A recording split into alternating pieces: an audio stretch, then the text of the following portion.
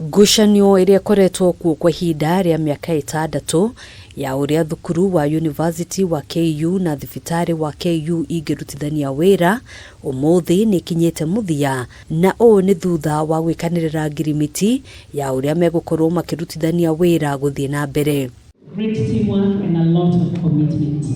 Kũringana na Vice Chancellor wa KU Professor Paul Wainaina, ngirimiti ĩno nĩ ũtheri muoneku harĩ ũheani wa motungata ma mathomo kũrĩ arutwo na arutani, amu rĩu nĩ marihotaga kũingĩra thibitari-inĩ na gwĩka ũthuthuria wao.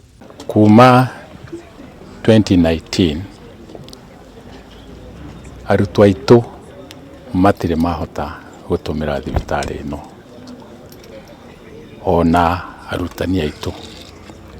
Kwoguo ngirimiti ĩno nĩ kuuga atĩ nĩtwetĩkĩra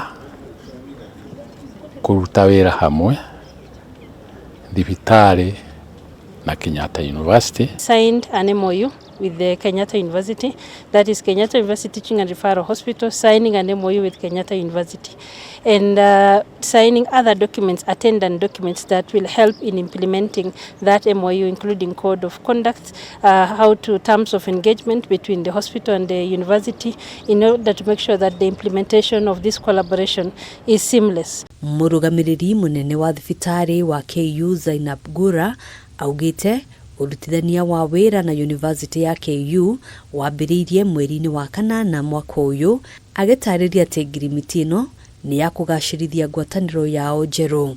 While we are signing the MOU to make sure that our students access this hospital, we are also envisaging this collaboration to be wider and broader, both in medical education but also in clinical service delivery and research services. Rĩu kuma rĩu arutwo aitũ nĩ marĩũkaga, no ningĩ marĩũkaga na mũtaratara ũrĩa wĩigĩtwo.